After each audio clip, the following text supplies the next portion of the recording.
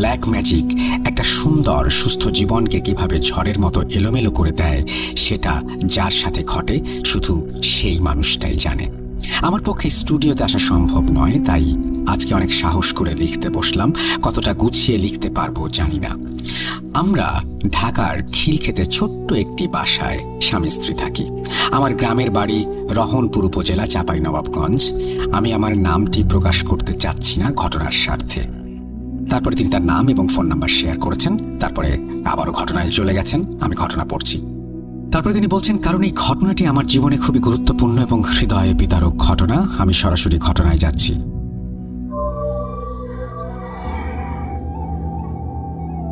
ঘটনা 1। বিয়ের আগে কিছু normal common paranormal problem face করেছি পারিবারিক সূত্রে। সেই ঘটনা নিয়ে না হয় আরেকদিন কথা বলবো। তবে আসল ঘটনা ঘটে বিয়ের পরে। আমাদের বিয়েটা ছিল ভালোবাসার। সে বাবা মায়ের একমাত্র ছেলে। তাদের বাড়ি টাঙ্গাইল জেলার কোনো এক উপজেলায়। পারিবারিকভাবে ধুমধাম করে বিয়ে হয়। দুই পরিবার খুশি থাকলেও কিছু কাছের মানুষ হয়তো অখুশি ছিল। বিয়ের 8 বছর চলছে, এখনো সন্তানের মুখ দেখতে পারিনি। এটা কেন বলছি সেটা ঘটনার শেষে জানতে পারবেন। বিয়ের 8 বছর হলেও গুছিয়ে সংসার করাটা 5 বছর পরে শুরু করতে হয় আমাদেরকে।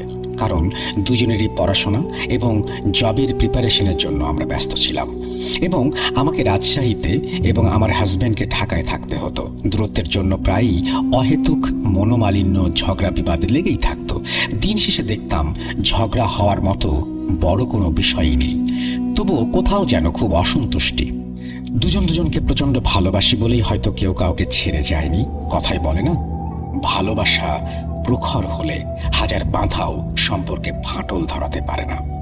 2019 সালের অক্টোবর মাসে দুজন ঢাকায় বাসা ভাড়া নিয়ে থাকতে শুরু করি। সবকিছু ভালোই যাচ্ছিল। ভাবলাম সব টানাপোড়েনের মনোমালিন্যের সমাপ্তি ঘটল, এবার চুটিয়ে সংসার করব।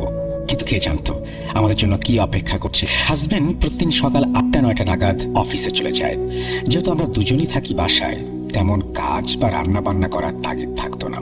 আমি তাই হাজব্যান্ড অফিসে যাওয়ার পরে রেস্ট করতাম, বই পড়তাম, অনেক সময় ঘুমিয়ে পড়তাম। এমনই একদিনের ঘটনা। আমার হাজব্যান্ড অফিসে যাওয়ার পরে আমি শুয়ে শুয়ে ফোনে সময় কাটাচ্ছিলাম। কখন যে চোখটা তন্দ্রাচ্ছন্ন হয়ে এসেছে বুঝতে পারিনি। আমার রুমে বিছানার পাশেই একটা আলমারি রাখা ছিল। ঘুমের ঘোরে হঠাৎ অনুভব করলাম আলমারির ওপর থেকে কালো একটা অবয়ব বা মানুষ বা বিড়াল এমন কিছু লাফিয়ে আমার বিছানায় পড়ল। চোখের পলকেই সেই অবয়বটি আমাকে পেছন থেকে এমনভাবে চেপে ধরল যে আমি আপ্রাণ চেষ্টা করেও আর কিছুতেই নড়তে পারছিলাম না। শরীরের সবটুকু শক্তি দিয়েও আমি কিছু করতে পারছিলাম না। পুরো একটা বাসায় আমি একটা রুমে একা, এইভাবে নিজেকে এতটা অসহায় লাগছিল যে বলে বোঝাতে পারবো না। আমার যতটা সেন্স ছিল ওই মুহূর্তে আমি আয়াতুল কুরসি পড়তে লাগলাম। তখন খেয়াল করলাম আমার শরীর কেমন যেন হালকা হয়ে এলো। মনে হলো বিশাল একটা পাথর আমার দেহ থেকে কেউ নামিয়ে নিল। এবার আমি আমার হাত পা নাড়াতে পারছি। হন্তদন্ত হয়ে উঠে বসলাম। বসেই আমি আমার হাজব্যান্ডকে ফোন করি, বলি, তুমি বাসায় আসো, আমার খুব ভয় করছে। সে লাঞ্চ টাইমে অফিস থেকে বাসায় চলে আসে। আমি তাকে সব খুলে বলি। সে বলল, হয়তো ঘুমের ঘরে স্বপ্ন দেখেছ, নামাজ পড়ো, কোরআন পড়ো, দোয়া কালাম পড়ো, ঘুমাও, ইনশাল্লাহ আর হবে না। আমিও তাই ভাবলাম, বিষয়টা আর পাত্তা দিলাম না। 2-3 দিন পরের ঘটনা। আবারও বই পড়তে পড়তে কখন ঘুমিয়ে পড়েছি টের পাইনি। আমার বিছানার অপোজিটে একটা দেয়াল, বড় একটা আয়না লাগানো ছিল সেখানে। এবার ঘুমের ঘরে দেখছি আমি নিজেই আয়নায় চুল আঁচড়াচ্ছি। হঠাৎ আয়নায় থাকা একটা প্রতিচ্ছবির চেহারা নিমিষেই বিভৎস হয়ে গেল। এই জন্য আমি নই, অন্য কেউ। আর সে বিচ্ছিরিভাবে হেসে উঠে আয়না থেকে হাত বের করে চোখের পলকেই আমার গলা চেপে ধরল। এদিকে বিছানায় শুয়ে থাকা আমি সেই দিনের মতোই আর নড়তে পারছি না। প্রাণপণ চেষ্টা করেও হাতের একটা আঙুলও নাড়াতে পারছি না। কতক্ষণ এইভাবে কেটেছে বলতে পারবো না। এবার লা ইলাহা ইল্লাল্লাহু মুহাম্মাদুর রাসূলুল্লাহ বলে চিৎকার করে উঠলাম। আর বুঝতে পারলাম আজও আমার দেহ থেকে একটা পাহাড় সমান ভারী কিছু সরে গেল। ঘুরতে তাকিয়ে দেখি 10টা বাজে। দিনে দুপুরে এমন ভয়ঙ্কর অভিজ্ঞতা যেন কিছুতেই স্বপ্ন বলে আমি মেনে নিতে পারছিলাম না। আজ আর কাউকে কিছু বললাম না। একটু সায়বস্তু হয়ে আমি মাকে ফোন দিলাম। মা বলল, এবার তুই বাড়িতে এলে ভালো কোনো আলেম হুজুরকে দেখাবো। এই কয়দিন সাবধানে থাক, নামাজ পড়, দোয়া কালাম পড়ে ঘুমা। এমন ঘটনা প্রায়ই ঘটতে শুরু করলো। প্রায় 2 বছর একসাথে থাকার পরেও কোনোভাবে আমি কনসিভ করতে পারছিলাম না। এভাবে 2022 সাল চলে আসে। একটা জিনিস খুব অদ্ভুতভাবে মনকে নাড়িয়ে দিয়েছিল, আমি একা থাকলেই এটা হচ্ছে, এবং সময়টা সেই সকাল 10টা। আমি অনেকটা ডিপ্রেশনে চলে যাই, অসুস্থ হতে থাকি। এরপর আমি সকালে ঘুমানো থেকে বিরত থাকি। ভাবছিলাম সব ঠিক হয়ে গেছে, হয়তো ঠিক হয়ে গেলেই ভালো হতো, জীবনে এত বড় অঘটন নেমে আসতো না, ঘটনাটি এখানেই শেষ হতে পারত, কিন্তু হলো না। ঘটনা 2, 23 ফেব্রুয়ারি 2022। আমার হাজব্যান্ড আমাকে বলে অফিসের কাজে তাকে ঢাকার বাইরে যেতে হবে বেশ কিছুদিন। 26 তারিখ সে রওনা দেবে। বাসায় একা থাকাটা আমার জন্য এই সব ঘটনার পরে আর সেফ মনে করি না। সে বলল, তুমি মায়ের কাছে গিয়ে কিছুদিন থেকে এসো। আমিও ভাবলাম মন্দ কি, যাওয়াই যাক। আমার বাবার বাড়ি উত্তরবঙ্গে হওয়ায় আমি খিলক্ষেত থেকে উত্তর আজমপুর যাই 24 ফেব্রুয়ারি টিকিট কাটার জন্য। ফিরে আসতে সন্ধ্যা হয়ে যায়, ঠিক মাগরিবের ওয়াক্ত।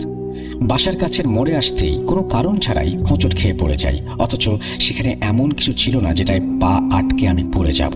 পরামাত্রই অনুভব করলাম যেন আমার চারিদিক অন্ধকার হয়ে এলো। আমার বাম পায়ে প্রচণ্ড ব্যথা অনুভব করলাম। ওখানে দাঁড়িয়ে থাকা কিছু মহিলা আমাকে ধরে বসিয়ে পানি খেতে দিল। একটু স্থির হতেই দেখি আমার হাজব্যান্ড আমার সামনে। সে বলল, তুমি এখানে, কি হয়েছে? বললাম, পড়ে গেছি, ব্যথা পেয়েছি পায়ে। পা হয়তো মচকে গিয়েছে। সাথে সাথে হাসপাতালে নিয়ে গেল আমাকে। গিয়ে জানতে পারি আমার পায়ের একটি চিকন ছোট্ট হাড় ভেঙে গেছে। 2 দিন পরে চলে যাব। এদিকে আমার পায়ের বেহাল অবস্থা। প্রাইভেট জব সেক্টরে ছুটি নেওয়ার কোনো উপায় নেই। সে কোনো উপায় না দেখে আমার একমাত্র ভাইকে বলে আমাকে এসে বাসায় নিয়ে যেতে। পরের দিনও আসে। এসে আমাকে সেই দিনই চাঁপাইনবাবগঞ্জে নিয়ে যায়। মায়ের কাছে গিয়ে থাকতে শুরু করলাম। পায়ের ব্যথা ছাড়া অন্য সব সমস্যা প্রায় ভুলতে বসেছি। পায়ের অবস্থা আগের চেয়েও ভালো, মোটামুটি হাঁটতে পারছি। এর 20 দিনের মধ্যেই আমি জানতে পারি আল্লাহ আমাদের দোয়া কবুল করেছেন। আমি মা হতে চলেছি। খুশির যেন বন্যা বয়ে গেল 2 পরিবারে। আনন্দে আত্মহারা হয়ে পড়ি। প্রেগনেন্সির জন্য আমার পা ঠিক হলেও ঢাকায় আর ফেরা হলো না। কিন্তু কে জানতো এই খুশি মাত্র কিছুদিনের। পবিত্র রমজান মাস শুরু হলো। আলহামদুলিল্লাহ, রোজা প্রায় শেষ। কয়েকদিন পরে ঈদ উল ফিতর। সেহরি শেষে একদিন শুয়ে আছি, চোখ দুটো লেগে এসেছে।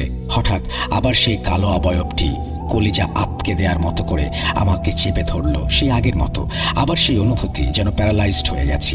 পাশের রুমে আমার মা শুয়ে আছে, বাবার সাথে কথা বলছে, আমি শুনতে পাচ্ছি। তবুও আপ্রাণ চেষ্টা করেও মাকে ডাকতে পারছি না, নড়তে পারছি না। কলিজাটা ফেটে যাচ্ছে, চোখ দিয়ে অঝর ধারা বইছে আমার। মনে প্রাণে আল্লাহর নামে আয়াতুল কুরসি পড়তে লাগলাম। কিছুক্ষণ পরে আমি স্বাভাবিকভাবে সেন্স ফিরে পাই। মাকে চিৎকার করে ডেকে সবকিছু খুলে বলি। মা দোয়া কালাম পড়ে ফু দেন। কিন্তু তার পরের দিন প্রচণ্ড অসুস্থ হয়ে পড়ি। ডাক্তারের কাছে নিয়ে যাওয়া হয় আমাকে। আমার প্রেগনেন্সির তখন সবে মাত্র 3 মাস। আমি জানতে পারি আমার বাচ্চার হার্টবিট পাওয়া যাচ্ছে না, বন্ধ হয়ে গেছে হার্টবিট। ডাক্তার জানায় পায়ের আঘাতের জন্য বেবি সারভাইভ করতে পারেনি, তাই বাচ্চা রাখা যাবে না। বিশ্বাস করুন, এর চেয়ে বড় কষ্ট হয়তো একটা মেয়ের জন্য আর কিছু এই দুনিয়াতে হতে পারে না। মনে হলো আকাশটা যেন আমার মাথার উপর ভেঙে পড়লো। 2 পরিবারের শোকের ছায়া নেমে এলো। সবাই আমাকে সান্ত্বনা দিলেও ভেতরে ভেতরে ভেঙে পড়ছিল। সেইবারের ঈদ আনন্দের হয়নি আমাদের। এত বছর পরে পাওয়া সাধনার ফল আল্লাহ আবার ফিরিয়ে নিল। হয়তো এতেই ভালো নিহিত, এটা ভেবেই নিজেকে বোঝাচ্ছিলাম। মা আমাকে পরে একজন বড় আলেমের কাছে নিয়ে যান। তিনি বেশ আল্লাহওয়ালা লোক। তিনি প্যারানর্মাল বিষয়গুলোতে বেশ পারদর্শী। তিনি আমাকে দেখে যা জানান তাতে আমি এবং আমার পরিবার রীতিমতো আকাশ থেকে পড়ি। তিনি আমার মাকে জানান, আপনার মেয়েকে কালো জাদু করা হয়েছে বিয়ের পরেই। যে করেছে সে চায়নি বিয়েটা হোক। বিয়ে যখন হয়ে গেছে সে এখন চায় না আপনার মেয়ের বাচ্চা হোক, সংসারটা সুখের হোক। বিয়ের 3 মাসের মাথায় নতুন বউ মানে আপনার মেয়ের শাড়ির আঁচল, পায়ের ধুলা, নখ জোগাড় করে মেয়েকে ব্ল্যাক ম্যাজিক করা হয়েছে। শয়তান জিন চালান দেওয়া হয়েছে মেয়ের দিকে, মেয়ের ক্ষতি করার জন্য, মেয়েকে অসুস্থ করে ফেলার জন্য। আপনার মেয়ে যখন কনসিভ করে মেয়ের আগের জিনটা জেনে গিয়েছিল এবং সে ইচ্ছে করে মেয়েকে ধাক্কা দিয়ে ফেলে দেয়, বাচ্চাটি নষ্ট করে। তাদের স্বামী স্ত্রীর মাঝে ঝগড়া বিবাদ লেগে থাকার কারণও এটি। যিনি কাজটা করেছেন তিনি এমন একজন আত্মীয় যাকে চাইলেও শত্রু ভাবা যায় না। সে চায় না এই বিয়েটা টিকে থাক, হিংসা বশত সে এই জঘন্য কাজটি করেছে। এই বলে সে আমাকে তাবিজ দেন এবং বলেন একটা বিড়াল পালতে। বিড়াল আশেপাশে থাকলে নেগেটিভিটি শোষণ করে নেয়, খারাপ জিন থেকে ঘরকে রক্ষা করে। আমি তার কথা মতো 2টা বিড়াল নিয়ে আসি বাসায়। ওরা সারাদিন আমার পাশে পাশে যেন ছায়ার মতো থাকে। আমি ঘুমালে প্রায় খেয়াল করি আমার বিড়ালগুলো আমার পায়ের পাশে আছে। ওরা কিছু একটা থেকে আমাকে সবসময় আগলে রাখে। নামাজ পড়ি, আল্লাহর রহমতে ভালো আছি, তবে জানি না কতদিন ভালো থাকবো। আমি জানি না, তবে আমার বিড়াল 2টা এখন আমার সন্তান হয়ে উঠেছে। আল্লাহ তো আছেন, তবে তারা যেন আমার জন্য আশীর্বাদ হয়ে এসেছে। আল্লাহ মাফ করুন, সবাইকে হেদায়েত করুন। আব্দুর রব মৃধা উনি একজন পেশায় কৃষক ছিলেন। ওনার বাসা হচ্ছে নড়াইল জেলার লোহাগাড়া উপজেলার শালনগর ইউনিয়নের মাকরাইল গ্রামে। এই মাকরাইল গ্রামে ওনার বসতি এবং অনেক আগে থেকে তিনি সেখানে বংশ পরম্পরায় বসবাস করছেন। ওনার কৃষি জমি সেটি ওনার ভিটা থেকে 5 থেকে 7 কিলোমিটার দূরে। প্রতিদিন সেখানে তিনি যান এবং সেখানে ওনার যে 2টি গরু রয়েছে এই গরু দিয়ে সেখানে চাষাবাদ করেন। যেহেতু বাসা থেকে 5 থেকে 7 কিলোমিটার দূরে ওনার জমি ছিল, এই জন্য উনি যে কাজটি করতেন সেটি হচ্ছে যে ফজরের আজানের ঠিক পরপরই উনি গরু এবং লাঙল নিয়ে এবং বা কৃষিকাজ রিলেটেড আনুষঙ্গিক জিনিসপত্র নিয়ে বের হয়ে যেতেন।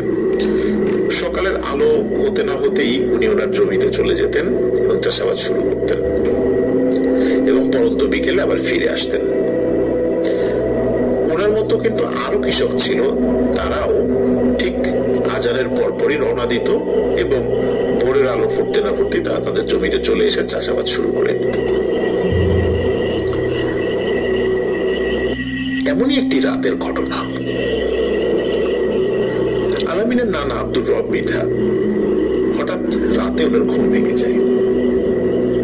তিনি তখনও বুঝতে পারছিলেন না যে ফজরের আজান কি হয়েছে নাকি হয়নি। তখন আসলে তিনি ওইভাবে ঘড়ি দেখারও প্রয়োজন বোধ করেন নাই। তখন তিনি যে কাজ এবং পরন্ত বিকেলে আবার ফিরে আসতেন। ওনার মতো কিন্তু আরো কৃষক ছিল, তারাও ঠিক আজানের পরপরই রওনা দিত এবং ভোরের আলো ফুটতে না ফুটতেই তারা তাদের জমিতে চলে এসে চাষাবাদ শুরু করে দিত। এমনই একটি রাতের ঘটনা। আলামিনের নানা আব্দুর রব মৃধা হঠাৎ রাতে ওনার ঘুম ভেঙে যায়। তিনি তখনও বুঝতে পারছিলেন না যে ফজরের আজান কি হয়েছে নাকি হয়নি। তখন আসলে তিনি ওইভাবে ঘড়ি দেখারও প্রয়োজন বোধ করেন নাই। তখন তিনি যে কাজটি করেন, তিনি ঘর থেকে বের হন। বের হয়ে ওনার যে 2টি গরু রয়েছে এই গরু নিয়ে এবং লাঙল নিয়ে উনি ওনার মাঠের দিকে রওনা দেন। ওই রাতটি ছিল জ্যোৎস্না রাত। জ্যোৎস্না রাতে ওনার পথ চলতে কোনো অসুবিধা হচ্ছিল না। প্রতিদিন যে যতটুকু সময় লাগে সেই সময়ের মধ্যে উনি ওনার ক্ষেতে পৌঁছে যান এবং পৌঁছেই উনি গরু দিয়ে হাল চাষ শুরু করেন। অনেকক্ষণ হয়ে যাচ্ছে যে হাল চাষ করছেন, কিন্তু সকাল হচ্ছে না। উনি ভাবছেন এমন তো কখনো হয় না, সাধারণত সকাল হওয়ার সাথে সাথেই তো চলে আসে, আজকে না হয় একটু তাড়াতাড়ি চলে আসে, কিন্তু সকাল কেন হচ্ছে না? উনি এই জিনিসটি ভাবছেন এবং হাল চাষ করছেন। এবং উনি আরো চিন্তা করছেন যে এতক্ষণে তো কারো না কারো চলে আসার কথা এখানে, আরো কৃষকদের যাদের আশেপাশে জমি আছে, কিন্তু তারাও কেউ আসছে না। এদিকে সকালও হচ্ছে না। আসলে কি ফজরের আজান হয়েছে? উনি সেই চিন্তা করছিলেন। এমনই চিন্তা যখন করছেন, তখন হঠাৎ ওনার কানে একটি বাচ্চার কান্নার আওয়াজ ভেসে আসে। বাচ্চাটি কান্নাকাটি করছে। উনি চিন্তা করলেন যে কি ব্যাপার, বাচ্চা কান্নাকাটি করছে কোথায়?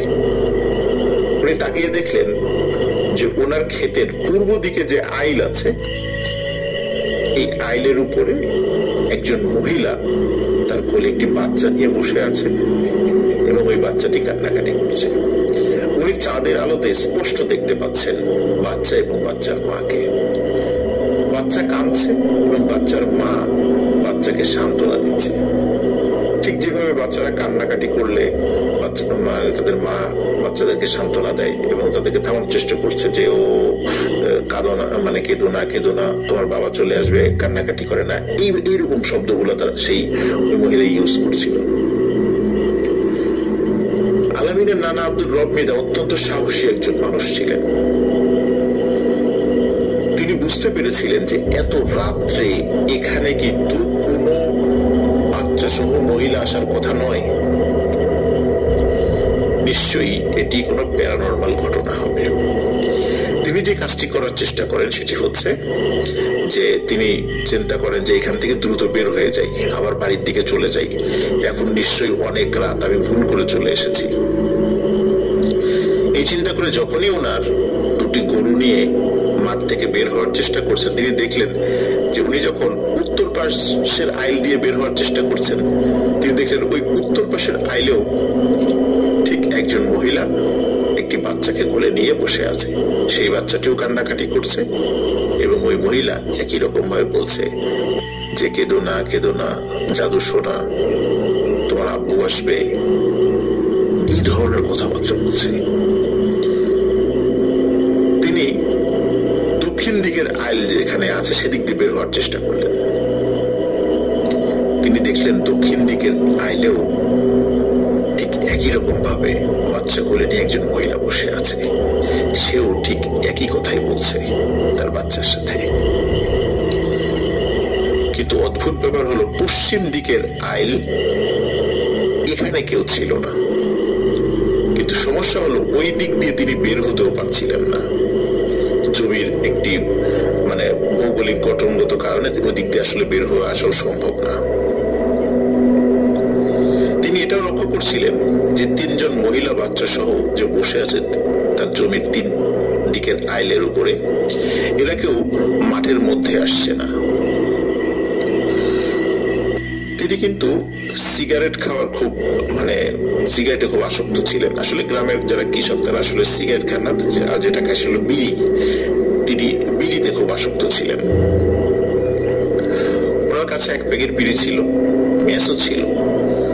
উনি জানতেন যে আগুন জ্বালালে সাধারণত কেউ ক্ষতি করতে পারে না, এই টাইপের প্যারানরমাল কোনো বিষয়গুলো তাদের ক্ষতি করতে পারে না। এই জন্য তিনি বিড়ি ধরান এবং একটার পর একটা বিড়ি টানতে থাকেন। একটা সময় পর বিড়িগুলো শেষ হয়ে যায়। তখন যেটি কাজটি করেন সেটি হচ্ছে ওনার যে দুটি গরু নিয়ে এসেছিলেন, এই দুটি গরুর গলায় যে রশি ছিল সেই রশি দুটি তিনি এক হাতে ধরেন এবং জোরে জোরে দোয়া পড়তে থাকেন। কিছু সময় পর আজানের শব্দ ভেসে আসে দূর মসজিদের মাইক থেকে। আজানের শব্দ আসার পরে আব্দুর রব মৃধা স্পষ্ট ভাবে দেখতে পান এই তিনজন মহিলা আইলের উপর থেকে উঠে দাঁড়ানো এবং উঠে দাঁড়িয়ে তারা যে দিক থেকে এসেছিল তার উল্টা দিকে হেঁটে চলে যাচ্ছে এবং অদৃশ্য হয়ে যাওয়া না, হাঁটতে হাঁটতে হাঁটতে হাঁটতে চলে যাচ্ছে, এভাবে চোখের আড়াল হয়ে গেল। তার কিছু সময় পরেই আরো কিছু কৃষকরা তারাও গরু এবং লাঙল নিয়ে তাদের জমিতে চলে আসে। তাদের কাছে তিনি আর কিছু বলেন না, যথারীতি চাষাবাদ করে পরন্ত বিকেলে উনি বাড়িতে ফিরে যান। বাড়িতে ফিরে গিয়ে উনি ওনার স্ত্রীকে সব ঘটনা খুলে বলেন। ওনার স্ত্রী আরো কিছু দোয়া পড়ে পানিতে ফু দিয়ে তাকে গোসল করিয়ে দেন এবং ঝাড়ফুঁক করেন যে আল্লাহ তাআলা তাকে কোনো ক্ষতি হতে দেননি। এর প্রায় ২ থেকে ২.৫ বছর পর ঘটে আরেকটি ঘটনা। এর মধ্যে কিন্তু আর কোনো ঘটনা তার সাথে ঘটেনি। স্বাভাবিকভাবে মাকরাইল গ্রামের পাশেই নদী রয়েছে।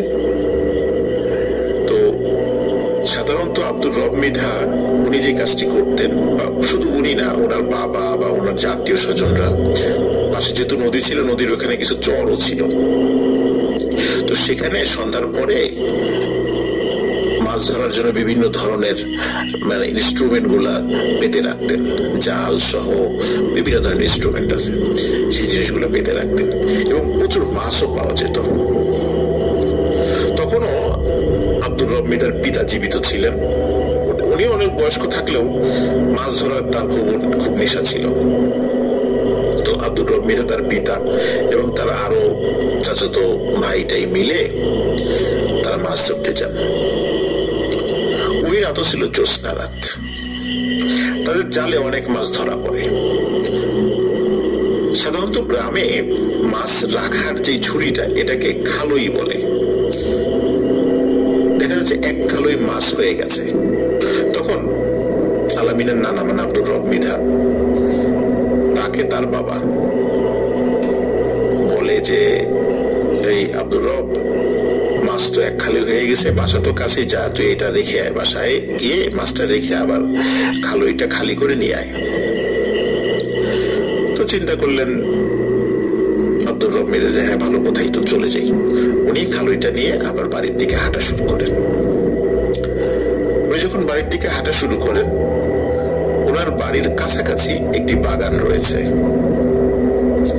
ওই বাগানটি পার হয়ে ওনার বাড়িতে আসতে হয়। যখন তিনি বাগানের মধ্যে প্রবেশ করেছেন, হঠাৎ করে পিছন থেকে কেউ বলছে, এই রবে মাছগুলো দিয়ে যা। আসলে ওনার নাম আব্দুর রব থাকলেও গ্রামের মানুষজন তাকে রবে রবে বলতো, রব না বলে রবে বলতো। তো বলছে, রবে মাছগুলো দিয়ে যা। তিনি প্রথম দিকে পাত্তা দেয় নাই, তিনি চিন্তা করেছেন হয়তো বা শুনতে ভুল করছেন।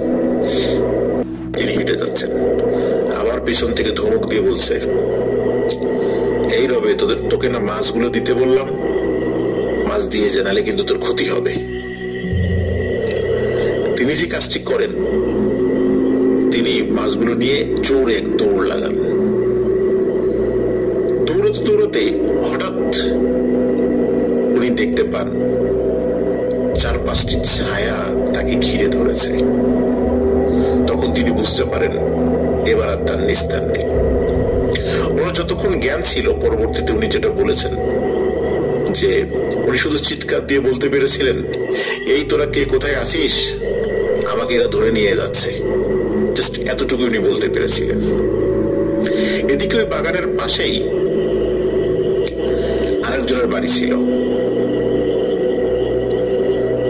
ওই ব্যক্তি এই শব্দটি শুনে ফেলে যে আব্দুর রব মৃধা উনি চিৎকার করে এই ধরনের কথা বলেছেন। ওনার নাম ছিল বদিউর রহমান। স্থানীয়ভাবে লোকজন তাকে বদিয়ার বলতো। তো এই বদিয়ার এই শব্দটি শুনে, যেহেতু তার বাড়ি কাছাকাছি ছিল, একদম কাছে ছিল, উনি দ্রুত টর্চ লাইট নিয়ে বের হয়ে আসেন। বের হয়ে এসে আব্দুর রবকে খুঁজতে থাকেন। তিনি কোথাও তাকে দেখতে পান না, কিন্তু যেহেতু চিৎকার করেছেন উনি এত রাত্রে, নিশ্চয়ই কোথাও না কোথাও তিনি আছেন। এই বদিয়ারও খুব সাহসী লোক ছিল। তিনি একাই আব্দুর রব মৃধাকে খোঁজার জন্য বের হলেন। যেহেতু নদী কাছেই ছিল, হঠাৎ করে উনি দেখতে পেলেন যে উনি যেদিকে খুঁজতে যাচ্ছেন সেখানে একটি গামছা পড়ে আছে। উনি যেহেতু আব্দুর রব মৃধাকে খুব ভালো করে চিনতেন এবং আব্দুর রব মৃধা যে গামছাটি সবসময় সাথে রাখতেন সেই গামছাটিকেও চিনতেন, তিনি বুঝতে পারলেন যে আব্দুর রব মৃধার কোনো বিপদ হয়েছে, নাহলে গামছাটা এখানে পড়ে আছে কেন। তিনি দ্রুত নদীর দিকে আগাতে থাকলেন। নদীর কাছাকাছি যাওয়ার সাথে সাথে উনি এক ধরনের অদ্ভুত গোংরানির আওয়াজ শুনতে পান। তিনি দ্রুত নদীর কাছে গিয়ে দেখেন যে আব্দুর রব মৃধার পা দুটো উপরে এবং মাথা বালির মধ্যে ঢুকিয়ে রেখেছে এবং ওইখান থেকে গোংরানির আওয়াজ আসছে। ওরা দম বন্ধ হয়ে গেছে, হালকা হালকা নিঃশ্বাস ওই বালুর মধ্যে দিয়ে তার নাকে যাচ্ছে, এই জন্য উনি গোংরানির আওয়াজ করছেন। উনি দ্রুত সেখানে যান এবং সেখান থেকে আব্দুর রব মৃধাকে উদ্ধার করেন। উদ্ধার করে নদীর পানি দিয়ে হাত মুখ ধোন। তিনি খুব অসুস্থ হয়ে পড়েছিলেন এবং আর 1-2 মিনিট পরে হয়তোবা বদিয়ার মিয়া গেলেই আব্দুর রব মৃধাকে মৃত অবস্থায় তাকে দেখতে পেতেন তিনি। যাই হোক, আল্লাহর অশেষ রহমতে আব্দুর রব মৃধা সেখান থেকে উদ্ধার হয় এবং তাকে ওই বদিয়ার আব্দুর রব মৃধার বাড়িতে নিয়ে যান। তখন আরো লোকজন সবাই এগিয়ে আসে যে কি হলো, কারা কারা তাকে অ্যাটাক করেছিল সবাই আসে, সে দেখে সেই খালইটা শূন্য পড়ে আছে, তার ভিতরে কোনো মাছ নেই, তবে ছড়িয়ে ছিটিয়ে অল্প কিছু মাছ রয়েছে। কোনোটার মাথা খাওয়া, কোনোটার পেট চিরে বা কোনো মাছ খেয়েছে, কোনোটার লেজ খাওয়া, এরকম কিছু কিছু মাছ চতুর্দিকে অল্প কিছু ছড়িয়ে আছে, আর অন্য কোনো মাছ নেই, শুধু খালইটা পড়ে আছে। এরপরে আব্দুর রব মৃধা দীর্ঘদিন অসুস্থ ছিলেন। তিনি এতটাই ভয় পেয়েছিলেন যে অনেকদিন অসুস্থ ছিলেন, আস্তে আস্তে আল্লাহ তাআলার অশেষ রহমতে তিনি সুস্থতা লাভ করেছেন। এখন যেটা হয় সেটা হচ্ছে যে আব্দুর রব মৃধার স্ত্রী তিনি সেলিম হুজুরের কাছে নিয়ে যান।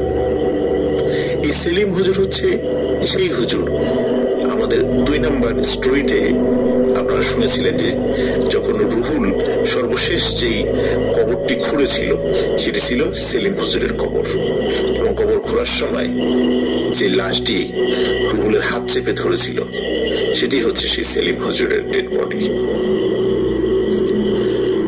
সেলিম হুজুরের কাছে নিয়ে যান। সেলিম হুজুর তাকে দেখেন, দেখে তিনি বলেন যে আসলে আপনি তো ধর্মকর্ম কিছু করেন না, আপনি যদি ধর্মীয় লাইনে চলে আসেন, 5 ওয়াক্ত সালাত আদায় করেন, কোরআন সুন্নাহ অনুযায়ী জীবনযাপন করেন, তাহলে আপনার সাথে যে সমস্যাগুলো হচ্ছে সেগুলো কিছুই হবে না।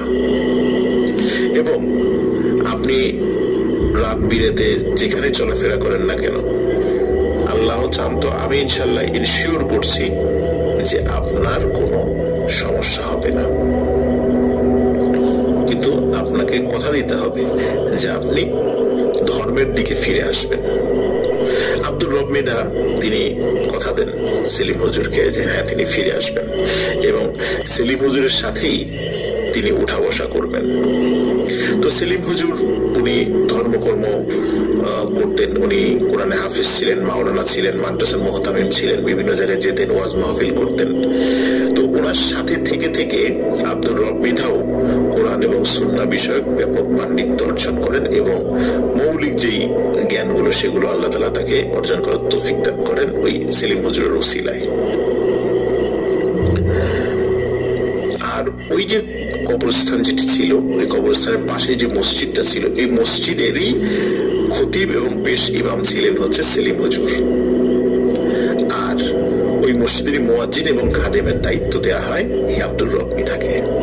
খুব ভালোই চলছিল। এভাবে কেটে যায় প্রায় 5 থেকে 7 বছর। সেলিম হুজুর একদিন হঠাৎ মারা যান। আর তার মৃত্যুর পরে কি ঘটনা করেছিল কবরস্থানে সেটা আমরা দ্বিতীয় স্টোরিতে শুনেছি। সেলিম হুজুর মারা যাওয়ার পর আব্দুর রব মৃধাও খুব শোকে কাতর হয়ে পড়েন, কারণ এতদিন তার সাথে চলেছেন। খুব ভালো মানুষ ছিলেন সেই সেলিম হুজুর, এবং খুব বুজুর্গ একজন মানুষও ছিলেন। যাই হোক, উনি যথারীতি ওই মসজিদেই আজান এবং মসজিদের খেদমতের দায়িত্ব পালন করে যাচ্ছিলেন। কোনো এক রাতে হঠাৎ আব্দুর রব মৃধা উনি ওনার পাশে থাকা যে অ্যালার্ম ঘড়িটি ছিল টেবিলের পাশে রাখা, মানে টেবিল ক্লক যেটা, আবসা আলোতে রাতের বেলা দেখতে পান যে 5:05 বাজে। ফজরের আজান হচ্ছে 4:30টায় এবং নামাজ হওয়ার কথা ছিল হচ্ছে 5:15-তে। যেই না উনি দেখেছেন যে 5:05 বাজে, উনি লাফ দিয়ে উঠেছেন, যারে জামাতের তো সময় হয়ে গেল, আজান তো দেয়া হয়নি, দ্রুত মসজিদে যেতে হবে। উনি দ্রুত উঠে ওযু করে জামা কাপড় পরে মসজিদের দিকে ছুটতে থাকেন। মসজিদের থেকে ওনার বাসার দূরত্ব বড় জোর 10 মিনিটের পথ ছিল। উনি দ্রুত মসজিদে যান। মসজিদে গিয়ে দেখেন মসজিদের দরজা বন্ধ। উনি চিন্তা করেন যে কি ব্যাপারে, একজন মুসল্লিও আসে নাই। উনি দরজা খুলে মসজিদের ভিতরে লাইট জ্বালান। ততদিনে কিন্তু ওই সমস্ত মসজিদগুলোতে সবগুলোতে ইলেকট্রিসিটি চলে আসছে, মাইকও আছে, মানে আধুনিক কিছু সরঞ্জামাদি মসজিদে ছিল, ইলেকট্রিসিটি, মাইক সবকিছু ছিল। তো উনি যখনই লাইট জ্বালিয়েছেন তিনি দেখেন ঘড়িতে মাত্র 12:15 বাজে। আসলে ওনার অ্যালার্ম ক্লকে যে সময়টি ছিল সেটি হচ্ছে 12:05। উনি বড় কাঁটাটি যখন 1-এর উপরে দেখেছে তখন উনি ঘুম থেকে উঠে হঠাৎ করে ওনার মনে হয়েছে এটা 5:05 বাজে, যার কারণে উনি এটি দেখতে ভুল করেছিলেন। তখন চিন্তা করেন যাক, যেহেতু ভুল হয়েই গেছে তাহলে বাসায় চলে যায়, আরো কিছুক্ষণ ঘুমিয়ে তারপরে আবার চলে আসবো। উনি মসজিদের লাইট বন্ধ করে, দরজা বন্ধ করে বের হয়ে যান। বের হয়ে যখনই উনি রাস্তা দিয়ে হাঁটতে থাকেন তখন হঠাৎ দেখেন যে রাস্তার ঠিক পশ্চিম পাশ থেকে সাদা আলখেল্লা পরা একজন মানুষ রাস্তার পূর্ব দিকে চলে গেল। রাস্তার পশ্চিম পাশে ছিল একটি বট গাছ, এই বট গাছের পাশেই ছিল সেলিম হুজুরের বাড়ি, আর রাস্তার ঠিক পূর্ব পাশে ছিল হচ্ছে এক কবরস্থান। তো সেলিম হুজুরের বাড়ির ভেতর থেকে ওই বট গাছের নিচ দিয়ে একটি আলখেল্লা পরা একটা লম্বা একজন মানুষ তিনি কবরস্থানের ভিতরে ঢুকে গেলেন। এই দৃশ্য যখনই তিনি দেখেছেন তখন উনি মারাত্মক ভয় পেয়ে যান। ভয় পাওয়ার পর দ্রুত বাড়ির দিকে হাঁটতে থাকেন। হঠাৎ পেছন থেকে বলে ওঠে, আসসালামু আলাইকুম মুয়াজ্জিন সাহেব। মুয়াজ্জিন সাহেব আসসালামু আলাইকুম এই টাইপের শব্দ শুনে উনি আরো ভয় পান। উনি তখন চিন্তা করেন যে এইবার দৌড় দিতে হবে, কারণ উনি যতই সাহসী হন না কেন উনি হঠাৎ করে দেখলেন এরকম লম্বা আলখেল্লা পরা একটা লোক একটা বাড়ি থেকে বের হয়ে কবরস্থানের ভিতরে ঢুকে গেলে এত রাত্রে, গ্রামে তো এত রাত্রে কেউ কল্পনাই করা যায় না কেউ রাত্রে বাইরে থাকবে। তারপর ওর পেছন থেকে সালাম দিচ্ছে। উনি তো মারাত্মক ভয় পান। উনি দৌড় দেওয়ার জন্য উদ্যত হবেন, তখন হঠাৎ উনি ফিল করেন ওই সাদা আলখেল্লা পরা লোকটি ওনার একদম পাশে চলে এসেছে এবং বলছে, আসসালামু আলাইকুম মুয়াজ্জিন সাহেব, আপনি ভয় পাবেন না, আমি আপনার কোনো ক্ষতি করব না। তখন খুব বিনয়ের সুরে এবং খুব মোলায়েম সুরে যখন এই কথাটি উনি শুনতে পেলেন তখন আব্দুর রব মৃধা ওনার সাহস সঞ্চয় করলেন। তিনি সালামের উত্তর নিলেন এবং ওই ব্যক্তির পরিচয় জিজ্ঞেস করলেন। তখন উনি নিজের পরিচয় প্রকাশ করলেন। উনি বললেন যে আপনি যখন বেশ কিছু সমস্যার সম্মুখীন হয়েছিলেন তখন যখন সেলিম হুজুরের কাছে এসেছিলেন তখন সেলিম হুজুর যখন বলেছিল যে আপনি যদি আল্লাহর রাস্তায় ফিরে আসেন তাহলে এখন যে সমস্যাগুলো হচ্ছে সেগুলো হবে না। সেটি আসলে আমি সেলিম হুজুরকে প্রতিশ্রুতি দিয়েছিলাম যে হুজুর উনি যদি আল্লাহর রাস্তায় ফিরে আসে, আল্লাহর রাস্তায় চলে আসে, তাহলে ওনার নিরাপত্তার দায়িত্ব আল্লাহ যতটুকু আমাকে তৌফিক দান করেন আমি দেখবো সেটা। আর এটাও ওই আলখেল্লা পড়া লোকটি বলছেন যে আমি হচ্ছে একজন জিন। সেলিম হুজুর যখন মাদ্রাসা থেকে হাফেজি পাশ করে তখন থেকেই আমি সেলিম হুজুরের সাথে আছি এবং সেলিম হুজুরও জানে যে আমি তার সাথে থাকি। সেলিম হুজুর বিভিন্ন সময় বিভিন্ন মানুষের ট্রিটমেন্ট করেন, আমি আমার সাধ্য অনুযায়ী তাকে তার কাজে সাহায্য করার চেষ্টা করি। সেলিম হুজুর অনেক সময় কিছু দুষ্টু জিনেরও তদবির করেন, যার ফলে অনেক জিনও তার শত্রু হয়ে যায়, যার ফলে আমি তাকে পাহারা দেই যাতে অন্য কোনো জিনেরা তার ক্ষতি করতে না পারে। তো সেলিম হুজুরের সাথে আমি ছিলাম 20 বছর আর আপনার সাথে আমি ছিলাম 7 বছর। সেলিম হুজুর যখন মারা যান আমি তখন খুবই মনে কষ্ট পাই, কারণ ওনার কাছ থেকেও আমি অনেক কিছু শিখেছি। উনি আমার জন্য অনেক দোয়া করেছেন, আমিও তার জন্য দোয়া করেছি। কিন্তু উনি যেহেতু মারা গেছেন আর আপনি জীবিত আছেন, সুতরাং আপনার নিরাপত্তার দায়িত্ব কিন্তু আমার। আপনি কখনো ভয় পাবেন না, আমি ইনশাল্লাহ সবসময় আপনার সাথে থাকবো। এই বলার পরে উনি সেখান থেকে আবারও সালাম দিয়ে চলে যান। এই ঘটনায় যদিও আব্দুর রব মৃধা বেশ ভয় পেয়েছিলেন, কিন্তু ভয় পেলেও মনে মনে আশ্বস্ত হয়েছিলেন যে না, একজন আল্লাহওয়ালা কামেল জিন আমার নিরাপত্তার দায়িত্বে আছে। এই ঘটনার পরে আব্দুর রব মৃধা প্রায় 7 বছর জীবিত ছিলেন। 2015 সালের দিকে উনি মারা গেছেন। উনি আমৃত্যু ওই মসজিদের মুয়াজ্জিন এবং খাদেম হিসেবে দায়িত্ব পালন করে গেছেন। ওই জিনের সাথে দেখা হওয়ার পরে তার মৃত্যু হওয়ার আগ পর্যন্ত আর কখনো তার সাথে কোনো খারাপ ঘটনাও ঘটেনি, আর ওই জিনকেও তিনি কখনো দেখতে পাননি। অদ্ভুত ব্যাপার হলো যে আব্দুর রব মৃধার যে পরিবার রয়েছে, এখনো আজ পর্যন্ত তারাও কোনো খারাপ জিনিসও দেখেনি, কোনো ভালো জিনিসও এখনো দেখেনি, বিশেষ করে ওই জিনকেও সে দেখেনি। এখন কথা হচ্ছে প্রিয় লিসেনার্স, যে আব্দুর রব মৃধার সাথে কেন এই ঘটনাগুলো ঘটছিল। এই বিষয়ে ওই জিন আব্দুর রব মৃধাকে জানায় যে আপনার কি মনে আছে যে আপনার মায়ের সাথে অনেকগুলো জিন ছিল? আপনার মা যখন মৃত্যু শয্যায় তখন আপনাদেরকে ডেকে বলেছিল যে আমি তো মরে যাচ্ছি, কিন্তু এই জিনগুলো তোমাদের সাথে থাকতে চায়, ওরা যেতে চায় না, তোমাদেরকে ভালোবাসে। তখন আপনার অন্য সব ভাই বোন রাজি হলেও আপনি খুব তুচ্ছ তাচ্ছিল্য করেছিলেন, অনেক আজে বাজে কথা বলেছিলেন, এও বলেছিলেন যে ওদেরকে আর প্রয়োজন নাই, ওদেরকে বিদায় করে দাও, তুমি মরে যাও, তোমার সাথে সাথে ওদেরকেও নিয়ে যাও। এই ধরনের অনেক তুচ্ছ তাচ্ছিল্যমূলক কথা বলেছেন, যার কারণে ওই জিনগুলো আপনার প্রতি ক্ষিপ্ত ছিল। আপনি যতগুলো সমস্যায় পড়েছেন সবগুলোই ওদের দ্বারা সংগঠিত হয়েছে।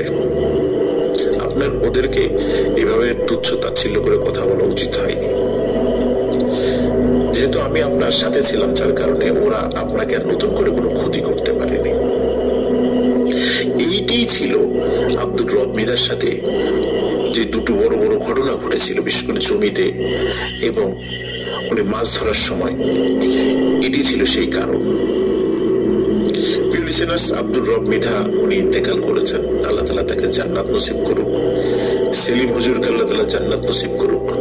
আর ওই জিন এখন কোথায় আছে, কিভাবে আছে, বা আব্দুর রব মৃধার পরিবারের সাথে আছে কিনা, এটা আমরা কেউ জানতে পারিনি। এটি ছিল ঘটনা। সবাই ভালো থাকবেন, সুস্থ থাকবেন। আমার চ্যানেলকে সাবস্ক্রাইব করুন। আসসালামু আলাইকুম।